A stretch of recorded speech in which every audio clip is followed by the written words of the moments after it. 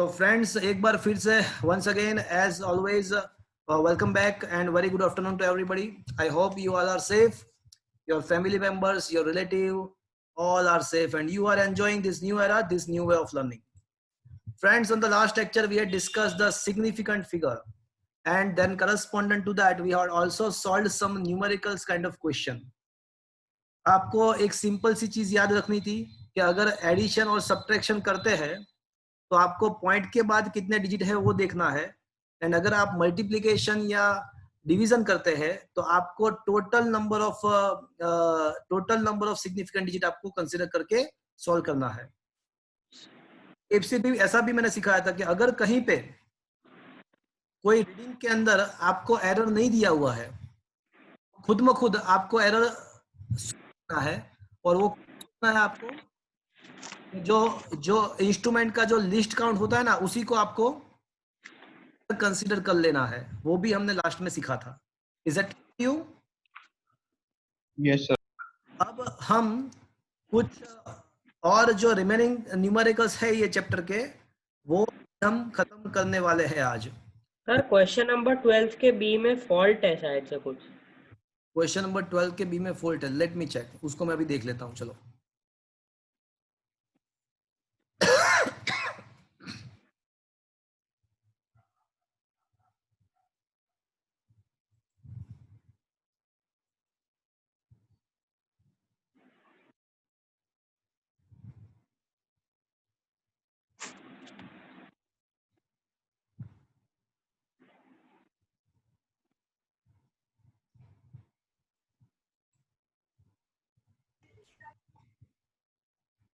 Okay, तो क्या आपके मोबाइल के फोन के अंदर ये नोट्स आ गया अभी चैप्टर नंबर 2 का? Yes sir. ओके, थ्योरी हमने यस सर। हाँ, थ्योरी मैंने कंप्लीट किया हुआ है और डिस्कस कर रहे हैं दैट इज द न्यूमेरिकल। अब वन बाय वन हम सारे न्यूमेरिकल्स खत्म करेंगे, बट उसके पहले आप क्वेश्चन नंबर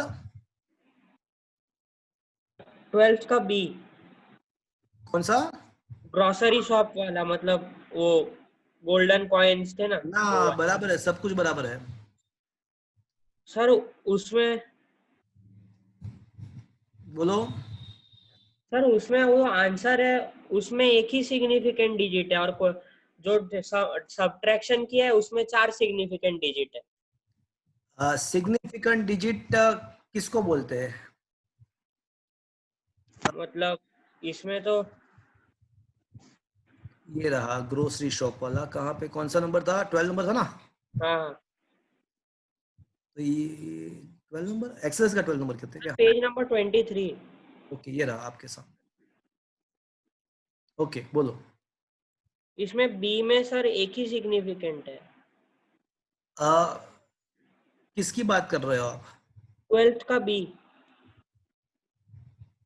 अरे देखो, यहाँ पे क्या होता है कि मैंने आपको बोला कि अगर आप सब्ट्रैक्शन या एडिशन करते हो तो पॉइंट के बाद कितने डिजिट है। I had not spoke the point के बाद कितने सिग्निफिकेंट डिजिट है, मैंने सिग्निफिकेंट वर्ड यूज नहीं किया है। पॉइंट के बाद टोटल नंबर ऑफ डिजिट कितने हैं वो देखना है। तो आप देखो तो दोनों सभी रीडिंग में पॉइंट के बाद 5 टोटल डिजिट 5 है। टोटल डिजिट की बात कर रहा हूं मैं, सिग्निफिकेंट डिजिट की बात नहीं कर रहा हूँ। हाँ सर। रूल क्या है कि अगर आप एडिशन या सब्ट्रैक्शन करते हो तो पॉइंट के बाद टोटल कितने डिजिट्स है वो देखना है। Is it clear? Total number of digits. And अगर मल्टीप्लिकेशन या सब्ट्रैक्शन करते हो, मल्टीप्लिकेशन या डिवीजन करते हो तो total number of significant digits आपको दो। So total number of significant digit देखना है मल्टीप्लिकेशन एंड डिवीजन में। Is it clear? Okay sir. Yes sir. Okay चलो, तो अभी यहाँ पे चलो, यहाँ पे 13 क्वेश्चन मैंने होमवर्क में दे दिया होगा आपको। तो चलो वन बाय वन इलस्ट्रेशन से स्टार्ट करते हैं जो बाकी रहा वो। तो illustration number 1 I think we had done with that. Okay, first तो खत्म कर लिया है, एम आई राइट? चलो अब यस सर। फर्स्ट खत्म कर दिया ना? हाँ सर। Yes sir. ओके चलो, let us come to the second illustration. तो सेकंड इलस्ट्रेशन में क्या लिखा है वो समझने की ट्राई करते हैं। तो सेकंड इलस्ट्रेशन में ऐसा लिखा हुआ है कि a man wishes to estimate the distance of a nearby tower from him. Okay देखो, ये सेकंड इलस्ट्रेशन स्टार्ट करने से पहले मुझे एक क्वेश्चन का आंसर दो। आप कभी ट्रेन में बैठे हो, ट्रेन में या बस में बैठे हो? Yes sir. हाँ सर। तो बहुत दूर के जो प्लेसेस है, बहुत दूर के प्लेसेस, तो आपको क्या फील होता है जब आप में ट्रेन में आप विंडो सीट में बैठे हो? वैसे वहां पे भी बैठने की इच्छा होती है आपको। तो बहुत दूर के जो प्लेसेस है, तो उसमें आपको क्या मतलब, वो देखते हो विंडो में देखते हो,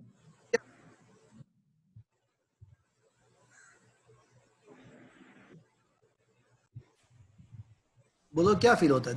बहुत दूर के जो प्लेसेस होते हैं, तो ट्रेन तो हमारा चलता है, बहुत दूर के प्लेसेस अगर आप देखते हो तो आपको क्या फीलिंग होता है, बताओ। सब वो अपने पीछे सामने आता है सर ऐसा। वो पीछे जा रहा होता है सर। नहीं, वो बाजू वाला जो होता है ना, नजदीक वाले जो प्लेसेस है वो पीछे जाएंगे, बट जो दूर वाले जो places है, वो हमारे साथ साथ में, हमको ऐसा लगेगा कि हमारे साथ में ही चलते हैं। सन मून ऐसा सब कुछ हाँ ऐसा हाँ ही। सन मून प्लेनेटरी है। ऑब्जेक्ट। हाँ, सन मून की भी बात कर लो। कभी जाते हो आप रोड पे, देख के जाते हो, तो आपके साथ भी मून चलता होता है, ऐसा आपको फील होता है। हाँ sir. Is that clear to you? Is it happening? Yes or no? Yes Yes. Sir. Okay, fine. अब देखो यहाँ पे ऐसा ही कहा हुआ है कि a man wishes to estimate the distance of a nearby tower from him. Stands at the point A in front of the tower C. मतलब एक टावर C है, उसके सामने वो बैठा हुआ है, पॉइंट A पे वो है। तो ये पॉइंट A पे जो है, here is a point A where the person is standing, okay? और यहाँ पे पॉइंट C है जहाँ पे टावर है, और बहुत दूर दूर दूर, बहुत ही दूर एक पॉइंट O है, बहुत ही दूर तरफ एक पॉइंट O है।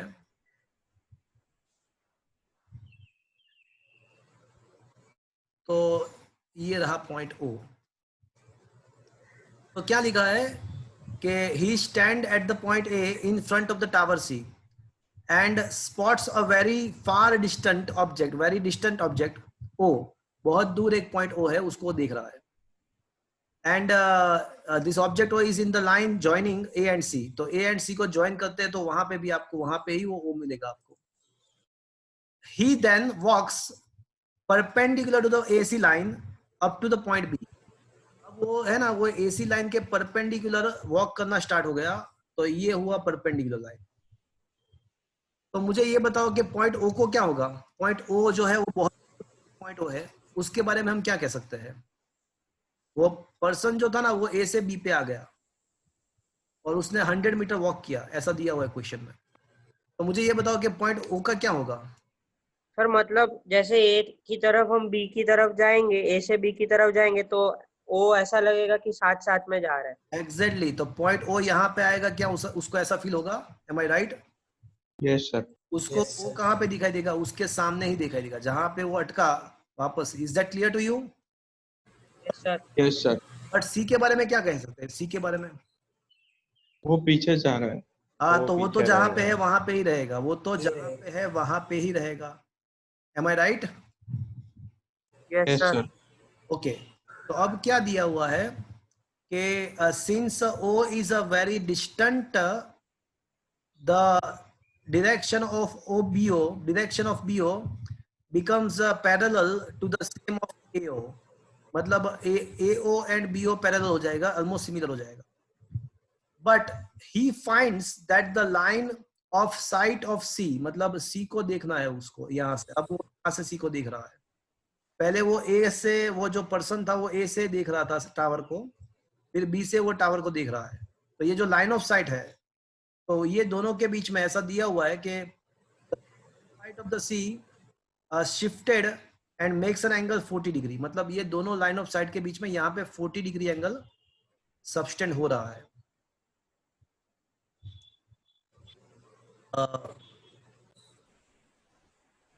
This theta is known as a parallax. तो आपको एस्टिमेट करना है कि वो टावर कितना दूर था, मतलब आपको ए से सी का ये ए सी आपको फाइंड करना है। What is the distance of the tower C from the point A. एक क्वेश्चन बहुत बड़ा है, आंसर एक ही स्टेप का है। चलो खत्म हो गया आंसर। मुझे ए सी फाइंड करना है, ए बी दिया हुआ है, एंगल दिया हुआ है, दैट्स इट। चलो फ्रॉम द फिगर इसको क्या लिखना चाहिए मुझे, एक स्टेप में आंसर आ गया। cos थीटा ले लेंगे। ये एग्जैक्टली कौन बोला? मानव। मानव, सत्य वचन।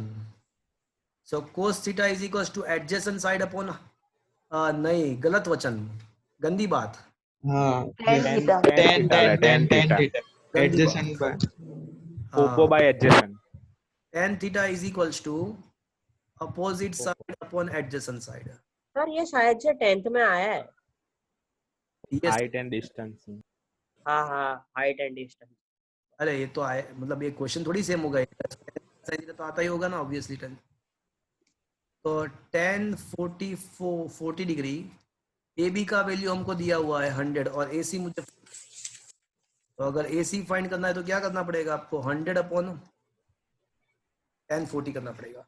अब ये जो 1040 का वैल्यू आपको 10 के टेबल में से मिल जाएगा। आपको एग्जाम के अंदर, गुजरात बोर्ड के एग्जाम के अंदर ये नेचुरल टेंजेंट प्रोवाइड करेंगे, एंड सीबीए के बोर्ड के अंदर, सीबीएसई बोर्ड के अंदर 1040 का वैल्यू क्वेश्चन में लिख के देंगे।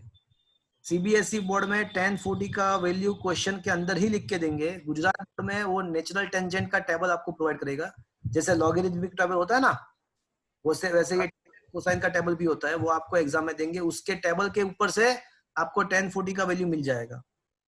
Okay sir. Is that clear to you? तो वो कुछ 0.83 आता है, मुझे पता है इसलिए मैं लिख रहा हूँ। इसका वैल्यू 0.83 समथिंग आता है। तो make it simplified, you get the answer. तो क्या समझ में आया फ्रेंड्स? yes sir। सर अब बोलो। सर ये ओ पॉइंट का वो कॉन्सेप्ट थोड़ा पता नहीं चला। सी तो टावर है और ओ क्या है? वो बहुत दूर कोई पॉइंट है, it is a far distant object. हाँ सर, हाँ ठीक। तो वो हमारे साथ साथ में चलेगा, ऐसा मुझे फील होगा। हाँ सर। सर मतलब सी पे टावर है ना? हाँ सी पे टावर है, वो नियर है, वो नियर पॉइंट है, वो नजदीक वाला टावर है। ओके। क्लियर? चल कौस्तव, मैं तेरे को एक क्वेश्चन पूछ रहा हूँ, उसका सही से आंसर देना। कौस्तव, हाँ सर। एक क्वेश्चन है मेरे पास। मैं बाजार में गया और वहां पे मुझे एक रिस्ट वॉच खरीदना है, और दो क्लॉक वहां पे पड़े थे उस दुकान में, मतलब शॉप के अंदर 2 क्लॉक थे, मतलब बहुत सारे थे बट मुझे 2 पसंद आया। हाँ सर। क्या हो रहा था कि एक जो क्लॉक थी, तो एक अभी एग्जैक्टली अभी सपोज के 4 o'clock हुआ, सपोज के 4 o'clock हुआ अभी एग्जैक्टली। तो मैं जब शॉप में गया था तो 4 o'clock हुआ था। तो मैंने देखा कि एक जो क्लॉक था उसमें 5 o'clock और दूसरे क्लॉक में मुझे बता रहा था 4 o'clock। मैं दूसरे दिन गया वहां पे और वापस से मैंने 2 क्लॉक को ऑब्जर्वेशन किया, उसी टाइम पे मैं गया। हाँ सर। तो जो पहला क्लॉक था जिसमें 5 टाइम, एक्चुअल टाइम 4 o'clock था, बट जो क्लॉक नंबर 1 था उसमें मुझे कल, मतलब मैं कल गया था यस्टरडे, तो मुझे वहां पे 5 o'clock दिखा था और क्लॉक में 4 o'clock। बट आज मैं गया वापस से उसी क्लॉक पे, उसी शॉप पे, उसी टाइम पे। तो हाँ आप सर। क्लॉक 1 को देखा ना, तो मुझे पता चला कि वहां पे तो 5 o'clock ही बता रहा है, बट जो दूसरा क्लॉक है वो अभी मुझे 4 o'clock बज के 5 मिनट बता रहा है, 4 बज के 5 मिनट बता रहा है। फिर मैं मंडे को, मतलब पहले संडे को गया, मंडे को, फिर मैं ट्यूसडे को गया, वापस से उसी टाइम पे गया, उसी शॉप पे गया, उसी दोनों क्लॉक को मैंने ऑब्जर्वेशन किया। तो क्लॉक 1 अभी भी मुझे 5 o'clock ही दिखा रहा है और 5 में कुछ 2-3 सेकंड आगे पीछे। बट जो क्लॉक 2 है वो अभी मुझे दिखा रहा है 3:55 दिखा रहा है इन प्लेस ऑफ 4 o'clock।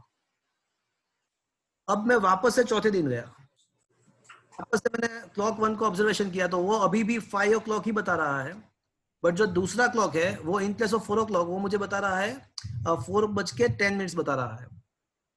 तो मुझे ये बताओ कि मुझे कौन सा क्लॉक लेना चाहिए। वो 5 o'clock बता रहा है, वो क्लॉक लेना चाहिए मुझे, या ये 4 o'clock के आसपास कुछ दिखा रहा है वो क्लॉक मुझे लेना चाहिए? कौन सा मुझे लेना चाहिए? सर मतलब जो क्लॉक जो एक्चुअल टाइम होगा जिससे जितना पास होगा वो क्लॉक वो लेना चाहिए, मतलब जैसे अच्छा, रिमोट अपना पति की जो हाँ कैमरा अपना बड़ा बंद कर दो अनो चार्जर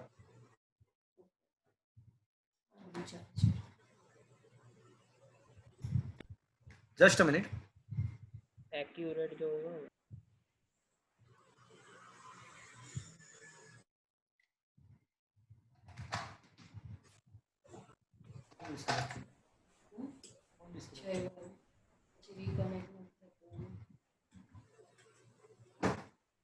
फोन करके परिवार डिस्कस करने के लिए आपने कुछ सुना कर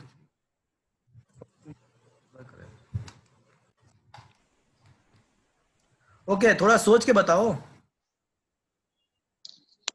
कौन सा अच्छा रहेगा। सर मतलब जो क्लॉक एक्यूरेट होगी वो हाँ सर, मतलब नहीं, मेरे Accurate क्वेश्चन वाला। ऐसा है कि फर्स्ट क्लॉक लेना चाहिए या दूसरा क्लॉक लेना चाहिए? दूसरा वाला। सर जिसमें 5 दिखा रहा है वो। हाँ, जिसमें 5 दिखा रहा है वो लेना चाहिए, बिकॉज वो उसमें फ्लक्चुएशन ज्यादा होता है। दूसरा क्लॉक लेके मैं क्या करूंगा, उसका जो आवर हैंड है ना, आवर हैंड, उसको मैं 5 के बदले 4 पे फिक्स कर दूंगा।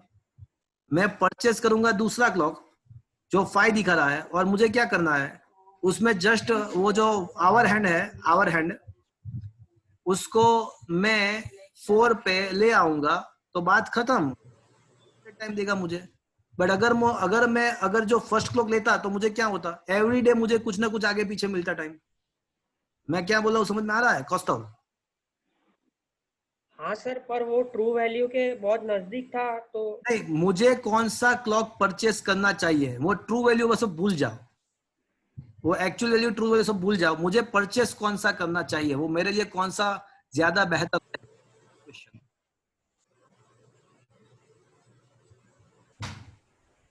तो मैं क्या करूंगा, मैंने ऐसा नहीं पूछा कि किस में एरर ज्यादा है, मैंने ऐसा नहीं पूछा, मैंने ऐसा पूछा कि मुझे परचेस करना चाहिए। तो ऑब्वियसली मुझे वो क्लॉक परचेस करना चाहिए जिसमें जिसमें फ्लक्चुएशन कम हो। कम हो।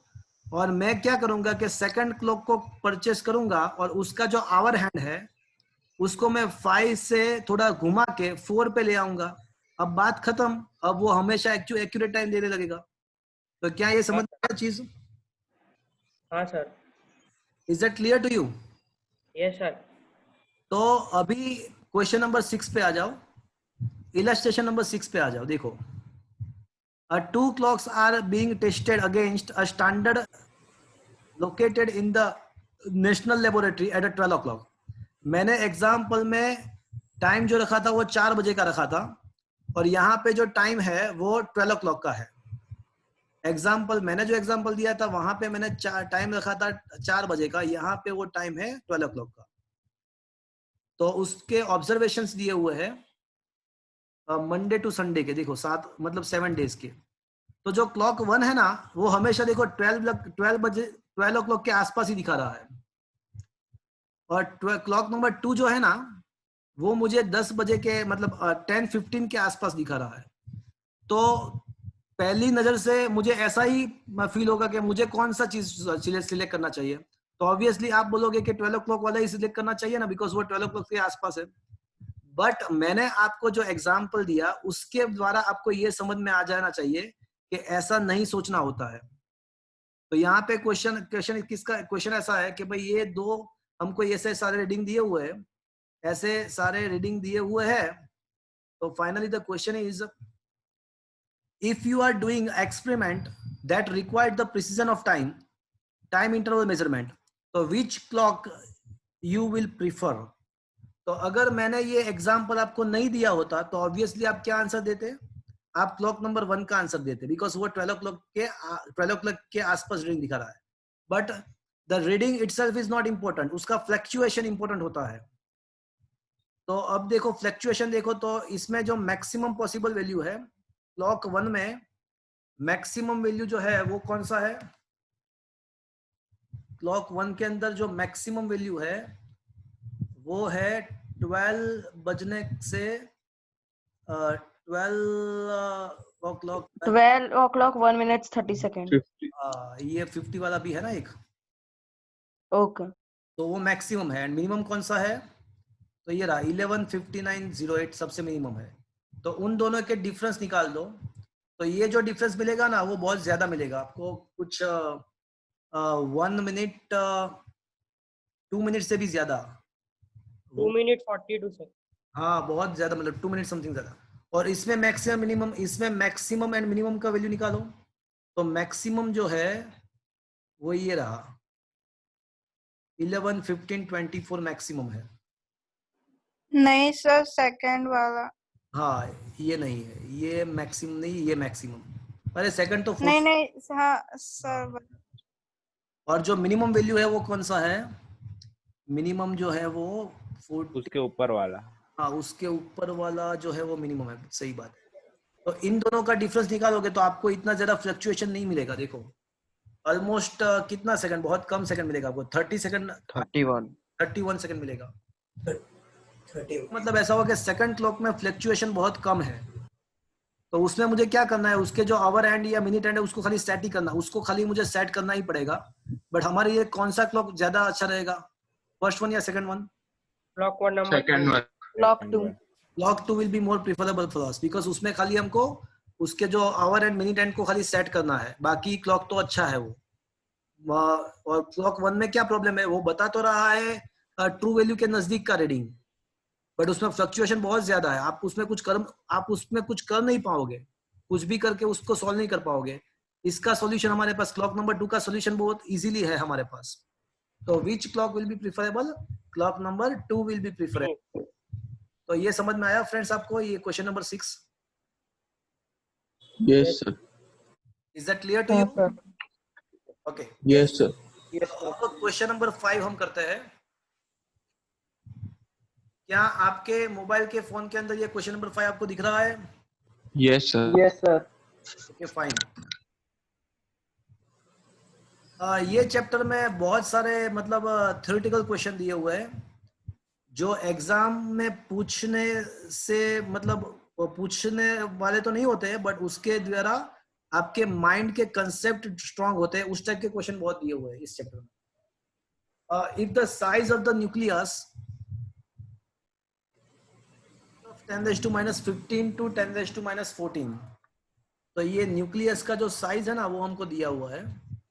न्यूक्लियस का साइज है जो वो बात कर रहे हैं हम, का जो साइज है वो 10⁻15 मीटर से 10⁻14 मीटर है, वो पता है, हमको पता है। एंड उसको मुझे वो is scaled up to the tip of the sharp pin and assume that the tip to be in the range of 10⁻, मतलब इसको मुझे ये जो न्यूक्लियस का साइज जो है उसको मुझे बढ़ाना है। और उसको कहाँ तक ले जाना है, तो बोले पिन के जो टिप होती है ना उसके साइज का, और पिन के टिप का जो साइज होता है वो 10⁻5 मीटर टू 10⁻4 मीटर होता है। मतलब न्यूक्लियस को मुझे जूम करना है, जूम एनलार्ज करना है। एनलार्ज करके मुझे उसको कहाँ पे ले जाना है, उसका साइज बढ़ा के मुझे कितना करना है, 10⁻15 था और उसको बढ़ा के मुझे 10⁻5 तक ले जाना है। तो मुझे कोई बताएगा कितने टाइम इसको जूम किया, मैग्नीफाइड कितना टाइम किया? 10 time. 10 10 raised to 10 times. 10 raised to minus 10. 10⁻10 time मैंने हाँ सर. अगर मैं उसको 10⁻10 से मल्टीप्लाई करूंगा तो ये आंसर आएगा भैया। तो मैंने कितना टाइम बढ़ाया उसका वैल्यू, उसको 10 raised to 10. 3 टाइम्स। अरे क्या 3 टाइम, 10⁻10 10⁻−15 को अगर आप 10⁻10 से मल्टीप्लाई करोगे ना तो तब जाके वो 10⁻5 होगा। Is that clear to you? Yes sir. sir. तो मैंने उसको 10⁻10 टाइम्स जूम किया, तो वो वैसे भी वो लिखा हुआ देखो, था वो, हाँ 10⁻10 टाइम मैंने जूम किया। तो अब क्वेश्चन क्या पूछा हुआ है? तो क्वेश्चन ऐसा पूछा है कि एटम का साइज अब क्या होगा। अब इतना ही जूम अगर एटम को करते हैं, इतना ही जूम अगर एटम को करते हैं तो उसका साइज मुझे क्या मिलेगा? न्यूक्लियस 10⁻15 से मिला होके 10⁻5 हो गया। तो एटम का साइज क्या मिलेगा? अब आपको पता है कि एटम का एक्चुअल साइज क्या है?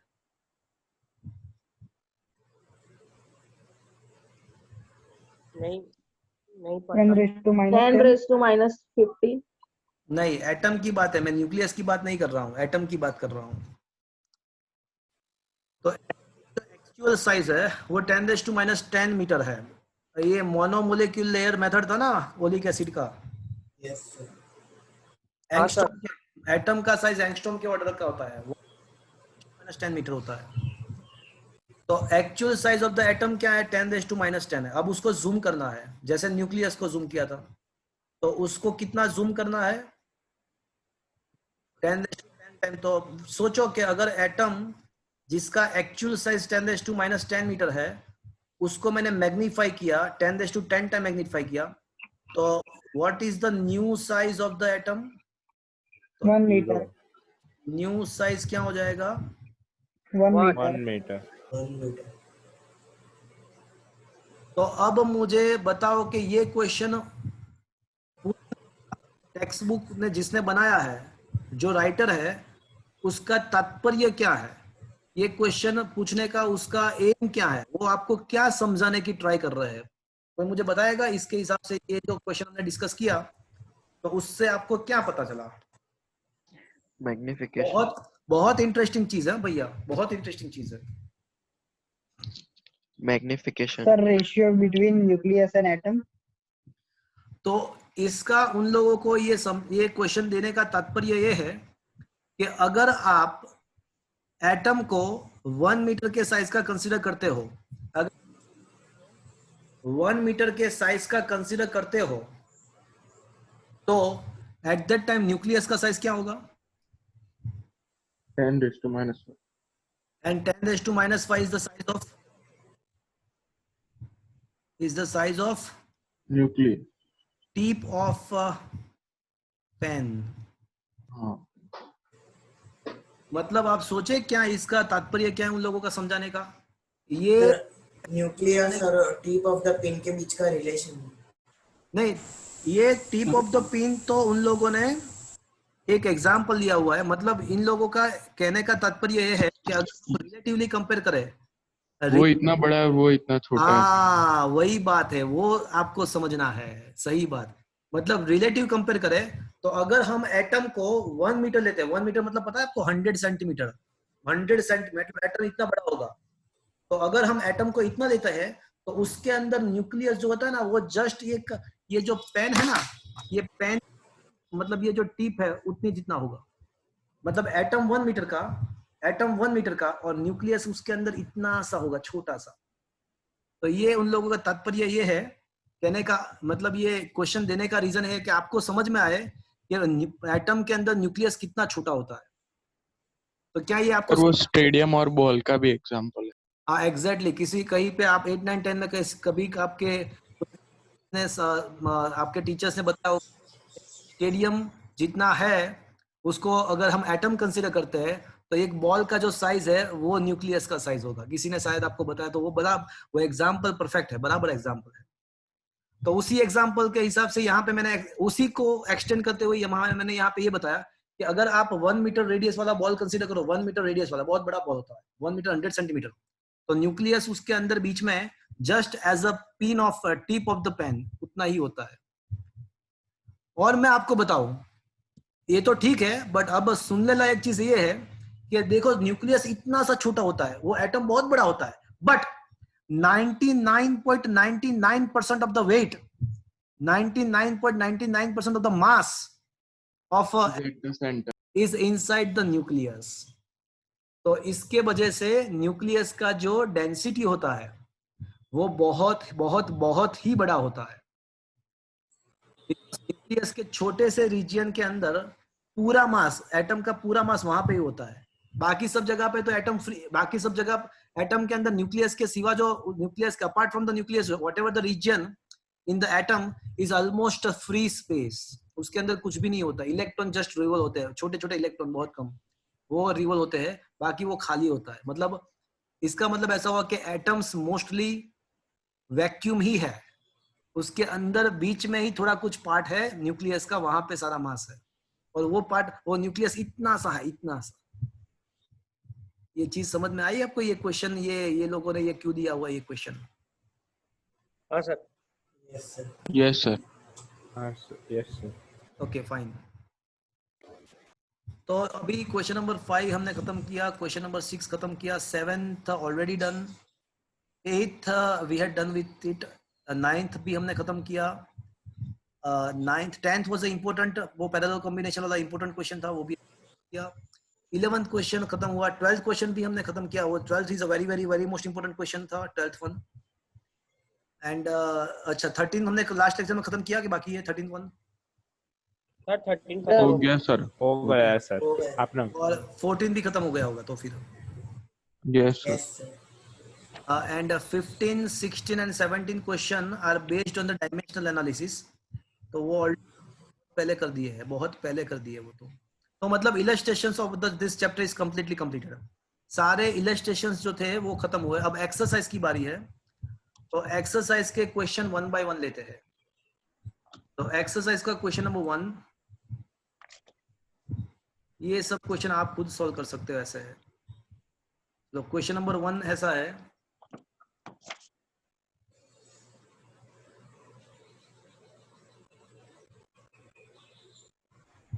okay, so the volume of a cube of a side 1 centimeter is equal to, cube का वॉल्यूम है, चलो बताओ मुझे, कोई बताएगा क्यूब का वॉल्यूम कितना होता है? L cube. L cube. अच्छा very good, if the length is L then the volume is equals to L cube. दिया हुआ है 1 सेंटीमीटर। 1 सेंटीमीटर, बट मुझे जो है ना वो आंसर मुझे लिखना है मीटर क्यूब में। चलो कोई मुझे बताएगा व्हाट, मुझे मीटर क्यूब में आंसर लिखना है। डिवाइडेड बाय 3 0.01 डिवाइडेड बाय 10⁻³ 10⁻⁻6 कौन बोला? area. Deria, देखो most of the students are making mistake here, but Deria only had given the right answer. Friends, the 1 centimeter is equals to 10⁻² metre होता है, तो यहाँ पे सेंटीमीटर का क्यूब है, उसका मतलब ऐसा हुआ कि 10⁻² मीटर द होल क्यूब।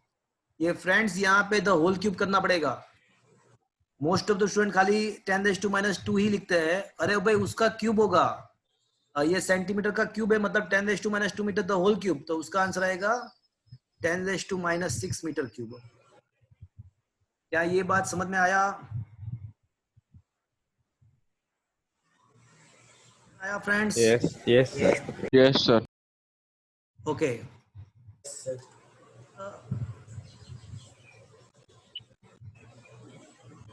ऐसा दिया हुआ है कि cylinder is there and cylinder का जो रेडियस है वो दिया हुआ है, सिलेंडर का रेडियस दिया हुआ है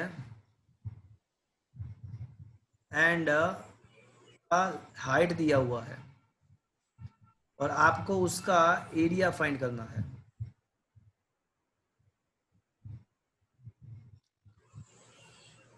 रेडियस दिया हुआ है, उसका हाइट दिया हुआ है, आपको उसका एरिया फाइंड करना है, और वो दोनों सेंटीमीटर में दिया हुआ है, एरिया को मिलीमीटर स्क्वायर में फाइंड करना है। चलो पहले तो ये मुझे बताओ कि ये जो सिलेंडर है उसका एरिया कितना होता है? 2 pi r 2 pi into r r plus h plus h. भाई ये जो 2 पाई आर एच है वो उसका जो कर्व्ड सरफेस है ना, कर्व्ड सरफेस, उसका एरिया होता है, बट मुझे उसका पूरे सरफेस के एरिया चाहिए। ये 2 cylinder, pi r r plus h. हाँ, तो ऊपर भी पाया 2 square, pi r into r plus h. हाँ सही बात है, नीचे भी पाया स्क्वायर होगा, मतलब जो टोटल एरिया होगा वो 2 pi R H plus 2 times pi R square होगा। मतलब 2 pi R H plus R. ये इक्वेशन अब पता चला कहाँ से आया? Yes sir. Yes, sir. Yes, sir.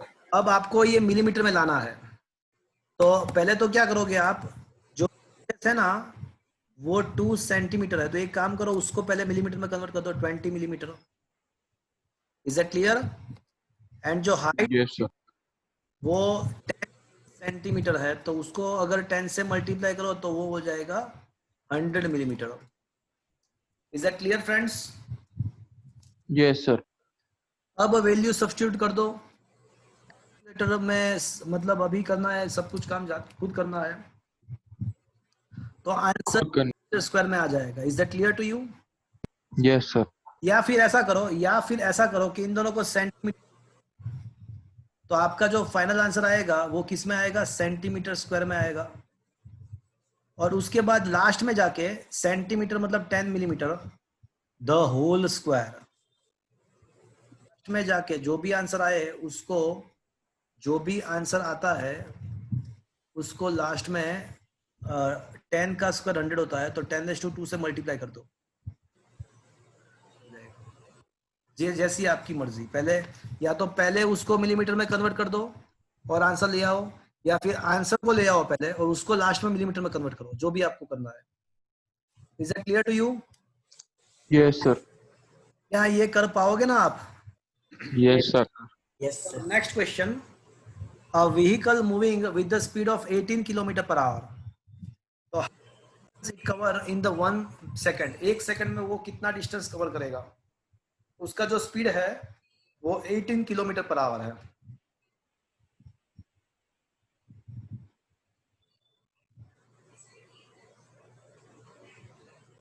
तो सबसे पहले एक काम करते हैं, हमको यहाँ पे 1 सेकंड में कितना डिस्टेंस, मतलब मीटर एंड सेकंड में लाना है। तो ये जो किलोमीटर पर आवर है ना वो नहीं मजा आएगा, उसको मुझे मीटर पर सेकंड में कन्वर्ट करना पड़ेगा सबसे पहले। तो हम क्या करेंगे, आपको पता है कि 1 किलोमीटर मतलब क्या होगा? 1000. 1000 मीटर, एंड डिनोमिनेटर में 1 आवर, तो 1 आवर मतलब 3600. सेकंड्स। 0.05.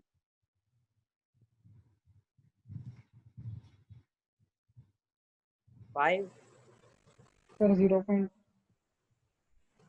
होगा भैया, 5 मीटर आएगा। किलोमीटर पर सेकंड। 5 मीटर। हाँ हाँ 5। तो ये 5 मीटर पर सेकंड। आपको पढ़ाया होगा कि अगर किलोमीटर पर सेकंड को मीटर पर सेकंड में, किलोमीटर पर आवर को अगर मीटर पर सेकंड में करना है तो मल्टीप्लाई बाय 5 डिवाइड बाय 8 करना है। ये 5/18 को मल्टीप्लाई करना है, तो किलोमीटर पर सेकंड है ना वो metre, kilometre per hour metre per second में कन्वर्ट हो जाएगा। हाँ, yes sir, ऐसा सीखा है. हाँ सिखाया होगा कि अगर kilometre Yes, sir. Metre per second में कन्वर्ट करना है तो 5/18 से मल्टीप्लाई करना पड़ेगा, वो सिखाया सर होगा। आवाज नहीं आ रही है। हाँ अभी बाकी सबको आवाज आ रही है? Yes sir, आ रही है आवाज. हाँ अरे तो अगर किलोमीटर पर आवर को मीटर पर सेकंड में कन्वर्ट करना है तो आप 1000 डिवाइड बाय 3600 से डिवाइड करो, या फिर 5/18 से मल्टीप्लाई करो, तो आंसर आ जाएगा 5। चलो इसका मतलब क्या हुआ, फाइनली स्पीड मुझे मिला 5 मीटर पर सेकंड, तो 1 सेकंड में कितना डिस्टेंस ट्रैवल होगा? स्पीड मिला 5. मीटर पर सेकंड, तो 1 सेकंड में कितना डिस्टेंस ट्रैवल होगा? 5 metre. 5 metre. Is that clear to you friends? Yes 5 sir. Metre. ये मतलब ये सारे क्वेश्चन फिजिक्स के नहीं है, ये फिजिक्स नहीं बोल सकते इसको, मतलब ये चलेगा आप जो भी है। चलो अब ये न्यू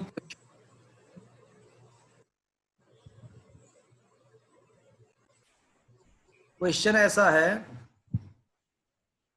कि relative density of a lead is 11.3. The density in the terms of gram per centimeter cube and kilogram per meter cube. तो मुझे यहाँ पे रिलेटिव डेंसिटी दिया हुआ है, शायद आपको पता होगा relative density of a material is equal to density of material upon density of water. क्या ये आपको पता है फ्रेंड्स? नहीं सर। यस और no? Yes. No sir. Relative density is equals Yes, to sir. density of a material upon density of water।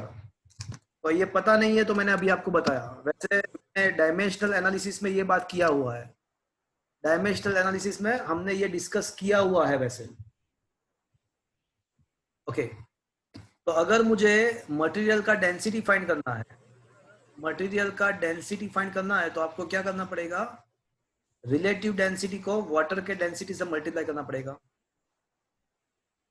तो relative density कितना है फ्रेंड्स यहाँ पे? 11.3। 11.3 है। और किसी को पता है वाटर का डेंसिटी कितना होता है?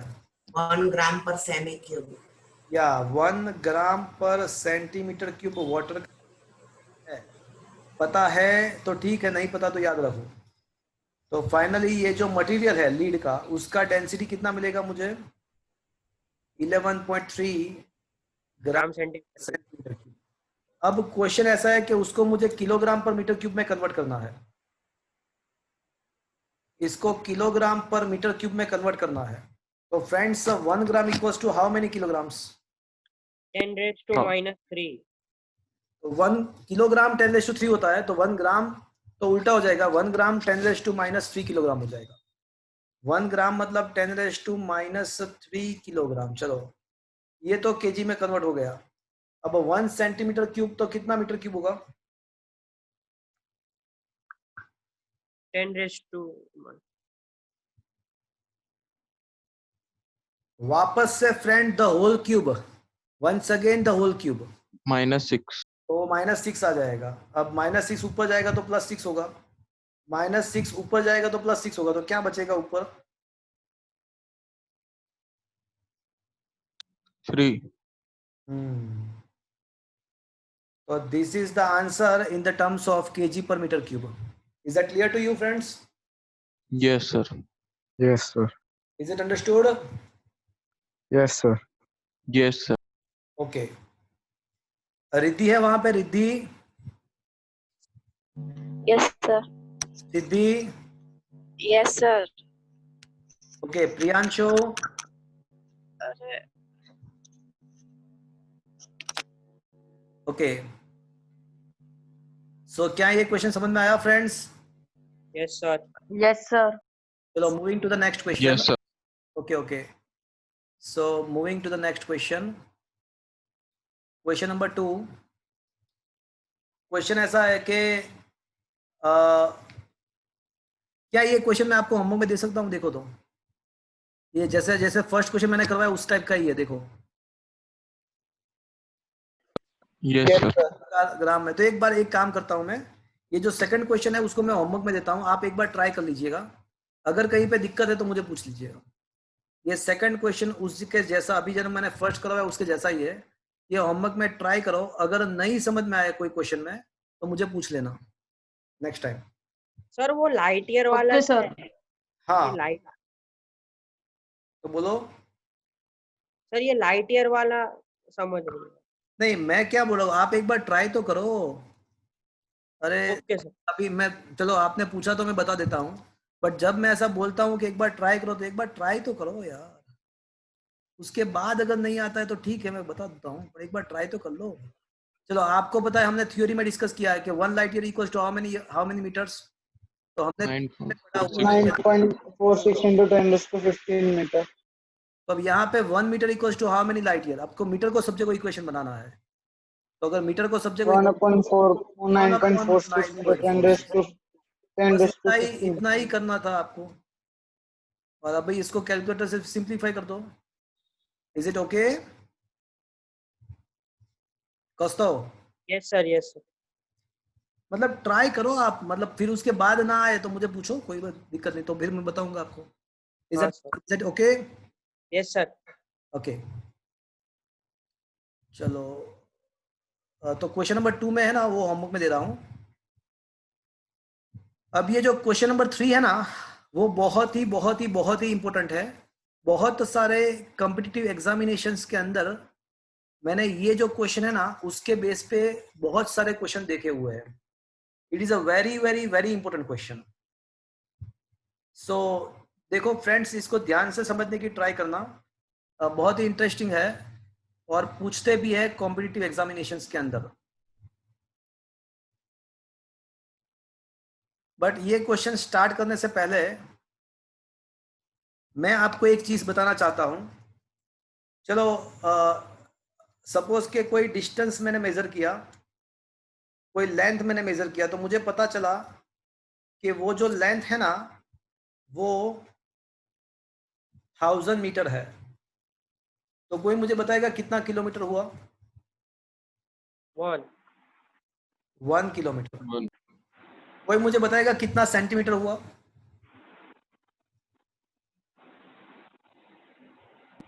10,000. क्या मैं ऐसा लिख सकता हूं? हाँ या ना? 1 lakh. हाँ, yes. Yes, sir. ओके। तो मित्रों, तो फ्रेंड्स, क्या हम जब यूनिट को कन्वर्ट करते हैं तो उसका वैल्यू भी चेंज हो जाता है? अगर यूनिट को आप चेंज करते हो तो वैल्यू भी चेंज होता है। बट ये जो रिलेशन है n1 unit 1 is equals to n2 unit 2 is equals to value number 3 unit number 3, तो ये जो रिलेशन है वो आपको हमेशा याद रखना है। Value 1 unit 1 is equals to value 2 unit 2, ये आपको हमेशा याद रखना है। Is that clear to you? Yes, sir. Yes, sir. N1 stands for, when N1 stands for value and U1 stands for the unit. N1 stands for value and U1 is stand for unit. Is that clear? तो ये आपको हमेशा याद रखना है।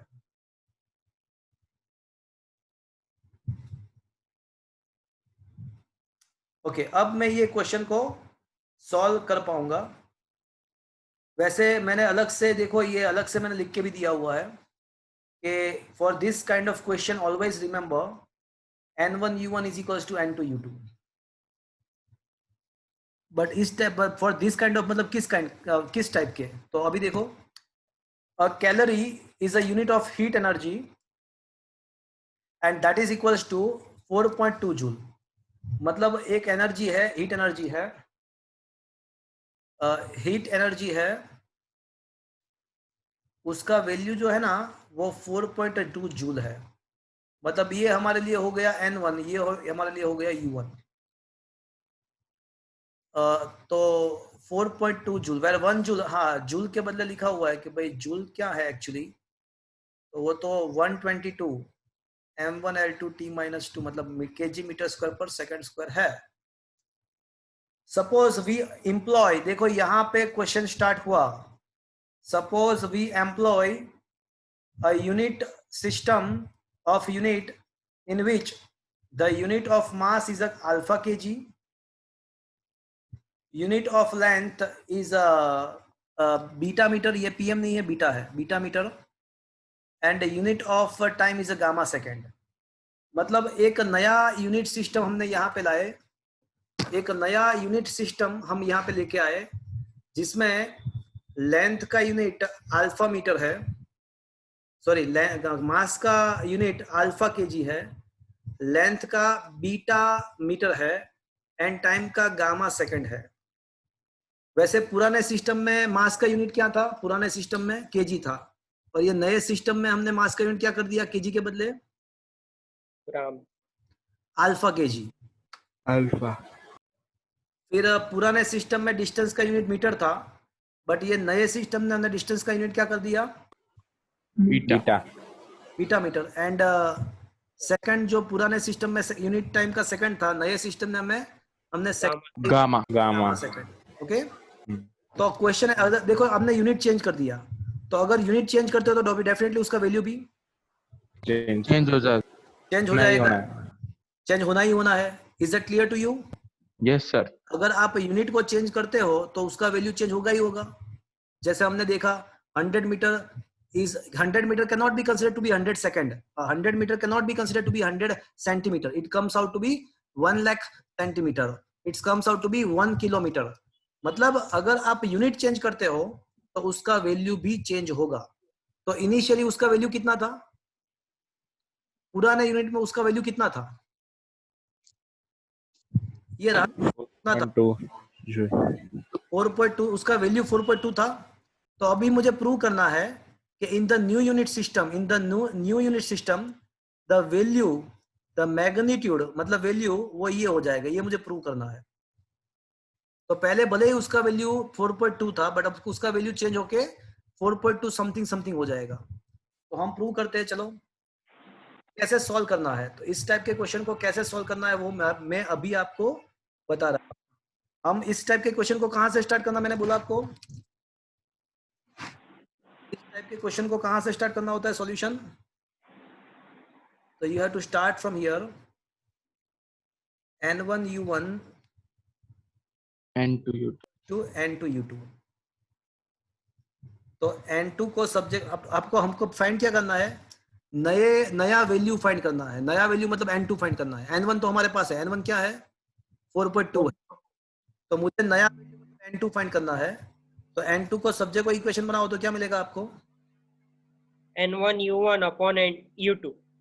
देखो चलो यहाँ तक समझ में आया आपको। हाँ सर। Yes, sir. मुझे ये बताओ, अब मुझे ये बताओ कि कौन से क्वांटिटी की बात है यहाँ पे। तो यहाँ पे एनर्जी की बात है। चलो एनर्जी का डायमेंशनल फॉर्मूला क्या होता है, m1 1 1 2 2. m1 l2 t minus 2। l2 t minus 2। Is that clear to you? yes sir। Yes, sir. क्या ये बराबर है? Yes, sir. ओके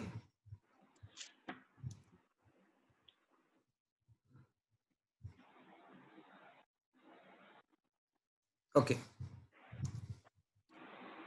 पे u1 जो है वो पुराना यूनिट है, वो पुराना यूनिट है। मतलब u1 के बदले लिखेंगे m1 m1 upon m2। u1 upon u2 मतलब मास, length, time.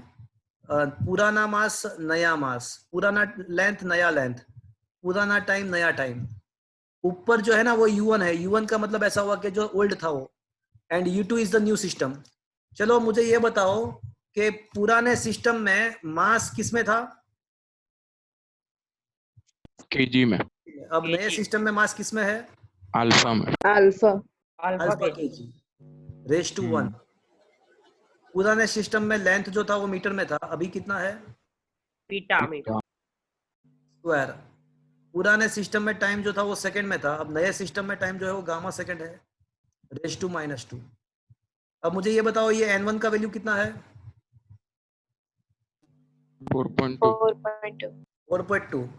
KG cancel, 1 upon alpha का 1 पावर, तो अल्फा का क्या होगा, -1. Yes, sir. Metre cancel, 1 upon beta square, तो बीटा का क्या होगा, B minus 2. Second cancel, 1 upon gamma का सेकंड, 1 अपॉन गामा का -2 पावर। तो अगर गामा ऊपर आएगा तो क्या हो जाएगा, Plus. Gamma raised to 2. सो ये मुझे प्रूव करना था, तो वो मैंने प्रूव कर दिया। ये नया वैल्यू मुझे निकालना था, तो ये आ गया, देखो वही आ गया, देखो तो।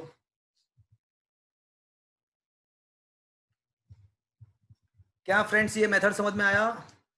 सर वो गामा का पता नहीं चला। अरे डिनोमिनेटर में गामा रेज टू -2 है, तो उसको न्यूमरेटर में ले जाएंगे तो कितना होगा, gamma plus Gamma raised to 2. वही तो किया है, देखो। हाँ सर हाँ। Is that clear? Yes sir. तो इस टाइप के क्वेश्चन पूछते हैं, तो व्हेनेवर ऐसा कभी भी है कि अगर नया वैल्यू पुराना वैल्यू, नया यूनिट पुराना यूनिट, तो इस हिसाब से आपको सॉल्व करना है, इस हिसाब से आपको सॉल्व करना है। Is that clear to you friends? Yes sir. Yes, sir. तो this is a very important question, ये एग्जाम में पूछते हैं, आईएमपी है। वैसे मैंने मेथड यहाँ पे पूरा दिया हुआ है, जिस मेथड से मैंने करवाया वही मेथड यहाँ पे है कि the calorie is equal to 4.2 joule. System में वैल्यू 4.2 है, नए सिस्टम में मुझे फाइंड करना है। M1 L1 T1 पुराने सिस्टम में 1 kg 1 मीटर 1 ग्राम है, 1 सेकंड है, सॉरी यहाँ पे ग्राम नहीं आएगा, सेकंड आएगा। और नए सिस्टम में वो जो है ना अल्फा बीटा गामा है, और फिर n1 u1 is equal to n2 u2 किया, तो ये फॉर्मूला आप याद रख सकते हो, ये फॉर्मूला डायमेंशनल फॉर्मूला के साथ लिखना है। Is that clear to you friends? Yes, sir. Sir इसमें वो T1 अपॉन T2 -2 है।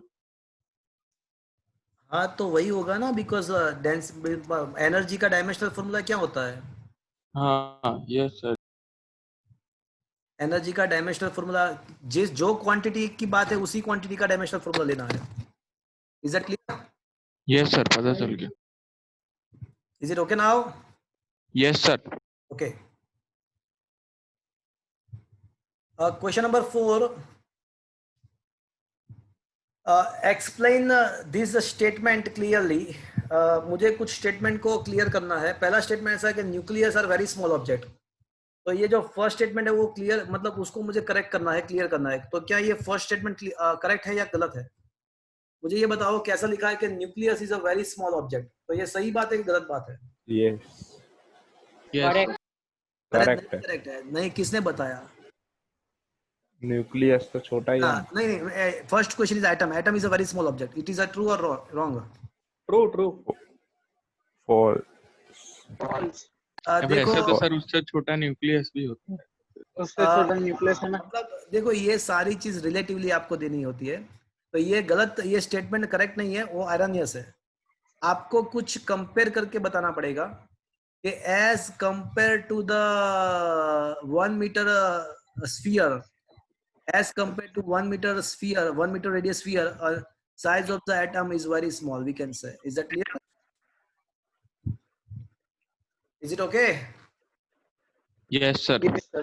तो ये जो सारे स्टेटमेंट है ना वो erroneous है, उसको आपको करेक्ट करना है कुछ रिलेटिवली बता के। Yes, sir. तो सर ये फर्स्ट स्टेटमेंट करेक्ट है। अरे मैं वही बता रहा हूँ, ये देखो ये किसकी ऐसी, देखो क्या मैं ऐसा कह सकता हूँ कि मैं रिच हूँ? यस और नो? चलो आप बता दो कि क्या मैं ऐसा कह सकता हूँ कि मैं I am the richer person? Yes sir. अच्छा मेरे साथ आप बिल गेट्स को कंपेयर कर दो, बिल गेट्स को। अब बताओ, अच्छा No, है। sir. अब बताओ। तो रीचर नहीं है सर आप। तो नहीं तो है। वही तो बात है। तो मतलब ये सारे क्वेश्चन को आपको, ये सारे स्टेटमेंट को करेक्ट करना है कुछ रिलेटिव, मतलब कुछ रिलेटिव चीज बता के। Okay, compare. Yes sir. Compare करके बताना है ना। हाँ बस कंपेयर करके बताना, मतलब इसको आपको करेक्ट करना है सारे क्वेश्चन को, बट उसको, उसके लिए आपको कुछ कंपेयर करना पड़ेगा। करोगे ना? हाँ Yes, sir. यस सर, अभी आपको किया ना वैसे। हाँ बराबर है। तो question number 5, that is a very interesting question. Question number 5 is a very interesting. देखो वापस से ये आ गया, a new unit system of a length is chosen such that the speed of a light in a vacuum is a unity. चलो कोई मुझे बताएगा ये फर्स्ट स्टेटमेंट क्या कहने की ट्राई कर रहे हैं वो लोग? ये फर्स्ट स्टेटमेंट क्या कहने की ट्राई कर रहा है, कोई बताएगा मुझे?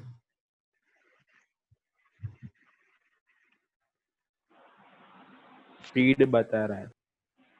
नहीं, आप सोचो, न्यू यूनिट लिखा हुआ है ना।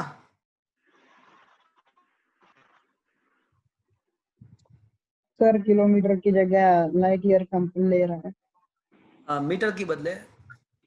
हाँ। अच्छा मैं बताऊं वो क्या कहने की ट्राई कर रहा है। Okay,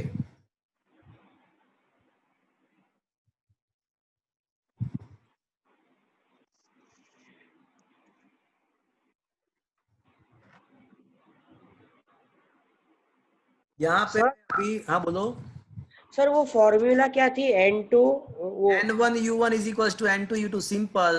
100 gram is equals to 0.1 kg is equals to 1000 milligram. N1 U1 is equals to N2 U2, that's it. अच्छा अच्छा, इसका सॉल्यूशन मैं लिख रहा हूँ friends. It is a very interesting question. इसका सॉल्यूशन मेरे नोट्स में नहीं दिया हुआ है, अभी मैं उसको सॉल्व कर रहा हूँ।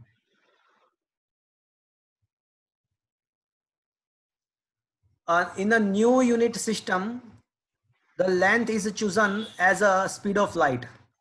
तो मतलब क्या हुआ कि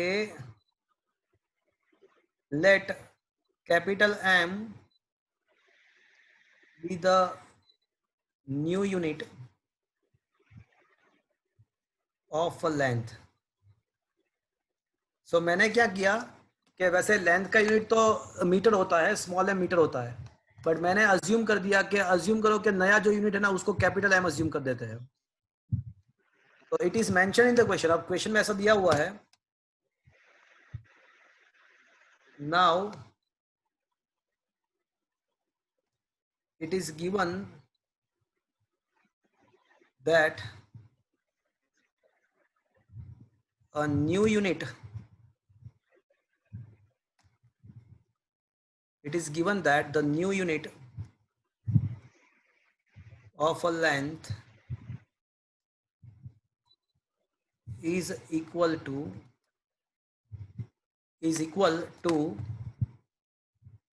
a speed of light in a vacuum. तो इसका मतलब ऐसा हुआ कि ये जो 1 कैपिटल एम का जो वैल्यू है वो कितना हो जाएगा. 1 कैपिटल एम का वैल्यू कितना हो जाएगा. Capital M is just assumed. It can be consider to be alpha beta gamma etcetera. उसको कुछ भी कम कंसिडर कर सकते थे, बट मैंने नए यूनिट को कैपिटल एम कंसिडर किया. तो उसका वैल्यू हमको दिया हुआ है कि उसका वैल्यू कितना हमको लेना है. तो कि भाई velocity of the light in vacuum कितना होता है 3 × 10⁸. वैसे वेलोसिटी तो मीटर पर सेकंड होता है, बट मीटर पर सेकंड में लिख नहीं सकूंगा, बिकॉज अगर मैं मीटर पर सेकंड लिखूंगा ना तो इक्वल्स टू के left hand side and right side का डायमेंशनल फॉर्मूला सेम नहीं होगा. दोनों साइड के डायमेंशनल फॉर्मूला सेम नहीं है. मतलब यहाँ पे वेलोसिटी ऑफ द लाइट को खाली उसका डिस्टेंस के बारे में कंसिडर करना है. चलो यहाँ तक समझ में आया आपको. Yes, sir. Yes, sir. ऐसा हो गया, पता चला आपको. N1U1 is equals to N2U2 हो गया. देखो अभी तो अगर 1 मीटर का वैल्यू निकालना है, यहाँ पे अगर मुझे 1 मीटर का वैल्यू निकालना है तो 1 metre value of the 1 metre in the terms of capital M. तो इसके द्वारा मैं ऐसा कह सकता हूं कि 1 मीटर, चलो मीटर को सब जगह इक्वेशन बना दो तो क्या मिलेगा आपको. अरे बोल भी दो. 1/3 into 10⁻8 meter. या M capital M. 1/3 into 10⁸ capital M. चलो ये समझ में आ गया फ्रेंड्स आपको इक्वेशन नंबर 1. Yes, sir. चलो यहाँ तक समझ में आ गया. अब Yes, sir. अब पूछा क्या हुआ है कि what is the distance between the sun and earth in the terms of a new unit, if the light takes 8 minutes and 20 seconds to cover this distance. तो मुझे अब अर्थ एंड सन का डिस्टेंस फाइंड करना है in the terms of capital M के terms में, small M के terms में नहीं. तो एक काम करते हैं, मैं जो वो डिस्टेंस है ना उसको पहले मीटर के टर्म्स में, स्मॉल एम मीटर के टर्म्स में ला देता हूं और फिर मीटर को मैं कैपिटल एम में कन्वर्ट कर दूंगा. Is that clear to you friends. पहले मैं उसको स्मॉल एम मीटर के टर्म्स में लाऊंगा और इक्वेशन नंबर 1 के द्वारा उसको मैं कैपिटल एम में कन्वर्ट कर दूंगा. Okay, sir. Okay. Now distance between sun and earth. तो आपको ये पता है कि distance is equals to speed into time होता है. क्या ये आपको पता है फ्रेंड्स. Yes, sir. तो ये जो डिस्टेंस है और स्पीड कितना है, तो कि भाई वेलोसिटी ऑफ लाइट है, लाइट ट्रैवल कर रहा है, तो वो 3 × 10⁸ मीटर पर सेकंड. और कितने टाइम में ये कवर हो रहा है. यहाँ पे जो टाइम दिया हुआ कितना दिया हुआ है 8 minutes 20 seconds. 8 minute 20. 8 minute 20 seconds. मतलब कितना सेकंड होगा. 500. मतलब 500 सेकंड होगा. तो speed 3 × 10⁸ metre per second into 500. अब सेकंड कैंसिल हो जाएगा, तो ये डिस्टेंस जो मिलेगा वो मुझे कितना मिलेगा. 500 multiplied 15,000 multiplied by 10⁸. मतलब ये मिलेगा, बट ये कौन से यूनिट में मिला मुझे. Metre metre. और Small मुझे किसमें लाना है? मुझे ये किस capital M. Capital M capital M. नए यूनिट मतलब न्यू यूनिट मैंने अज्यूम किया है कि कैपिटल एम, तो मीटर के बदले में क्या लिख सकता हूँ from the equation number 1? 1 divided by 3 raised to 8। क्या ये समझ में आया फ्रेंड्स? हाँ sir. 3 into 10 raised to 8 get cancelled, तो उसका आंसर क्या आएगा? 5। 5। So in the terms of a new unit of length, distance between earth and sun is how much? 500। उसका वैल्यू ही मुझे लिखना था, तो उसका वैल्यू 500 रहेगा। Is that clear to you friends? Yes sir. किसी के पास टेक्स्ट बुक है? Yes sir. Yes, sir. देखो तो उसके आंसर लास्ट में ये चैप्टर का आंसर दिया होगा। जस्ट मुझे क्रॉस चेक करके दो ना कि क्या 500 लिखा हुआ है आंसर में। सर वो दर्पण लानी है हमको?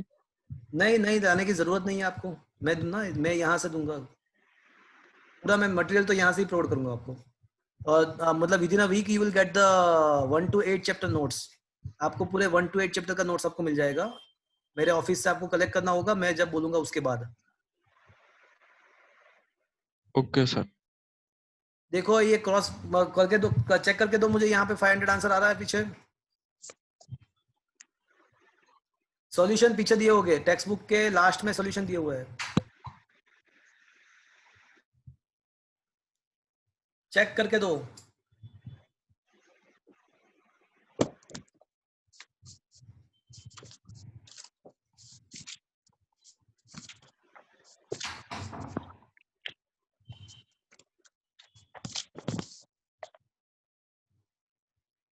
हाँ सर आ रहा है। अब 500 दिया हुआ है ना? हाँ। तो friends this is also the important question. तो फ्रेंड्स नेक्स्ट लेक्चर में प्रोबेबली ये चैप्टर पूरा खत्म हो जाएगा, सारे न्यूमेरिकल्स ऑलमोस्ट खत्म हो जाएंगे, और हम संडे से अभी आपका JEE का सेशन भी स्टार्ट होगा, उसके नोट्स भी मैं आपको प्रोवाइड करूंगा व्हाट्सएप के द्वारा, और उसका हार्ड कॉपी भी आपको ऑफिस में से कलेक्ट करना होगा उसके बाद।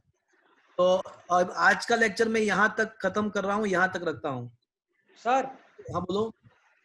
ये जो JEE नीट के जो क्वेश्चंस होते हैं वो टेक्स्ट बुक लेवल के होते हैं? अगर वो टेक्स्ट बुक के लेवल के होते तो उसके लिए अलग से लेक्चर लेने की जरूरत ही नहीं होती। सर मतलब इससे भी बहुत हार्ड आते हैं? नहीं, ये तो कुछ भी नहीं है, ये तो कुछ है ही नहीं भैया। मैं आपको डरा नहीं रहा हूँ,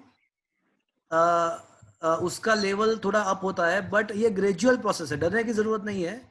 वो आप डे बाय डे जब प्रैक्टिस करते रहोगे तो ऑटोमेटिकली वो लेवल पे आप आ जाओगे। अभी तो आप 10th में से अभी जस्ट बाहर आए हो, तो अभी मैं ऐसा बोलूंगा कि भाई इससे बहुत हार्ड लेवल होता है तो आप डर जाओगे, बट ये स्टेप बाय स्टेप होता है। जब कोई चीज आप नहीं सीखते हो तो पहली बार सीखने से वो आपको थोड़ा डिफिकल्ट लगता है, बट फिर उसके साथ आप यूज्ड टू हो जाते हो। 1 2 3 बार वो चीज करने के बाद आपको उसमें कॉन्फिडेंस आ जाता है। ये बात है, मतलब अभी पूछ रहे हो तो मैं ऐसा बता देता हूँ कि उसका लेवल थोड़ा अलग होता है और उसका लेवल थोड़ा इससे ज्यादा टफ होता है, बट डरने की जरूरत नहीं है। वो प्रैक्टिस के द्वारा आप वो लेवल अचीव कर सकते हो, उसमें कोई नई बात नहीं है। Okay okay sir. तो आज का सेशन मैं यहाँ पे खत्म कर रहा हूँ। Thank you, goodbye. Sir वो टाइम बाय का सर। हाँ, टाइमिंग देखो, कल तो हमारा टाइम क्या है? 3:30। 3:30, और सैटरडे का जो टाइम था वही रहेगा। वो जो उसको जो प्रॉब्लम था वो कैंसिल हो गया, प्रॉब्लम सॉल्व हो गया। तो सैटरडे मॉर्निंग का टाइम ही रहेगा 10:30 to 12। Okay okay sir. Okay sir. कल 3:30 बजे और उसके बाद Saturday 10:30 to 12। Okay yes sir. Okay sir. अभी ये मैं लेक्चर खत्म कर रहा हूँ। Thank you. Sir bye sir. Sir कोई बुला रहा है। लेक्चर है।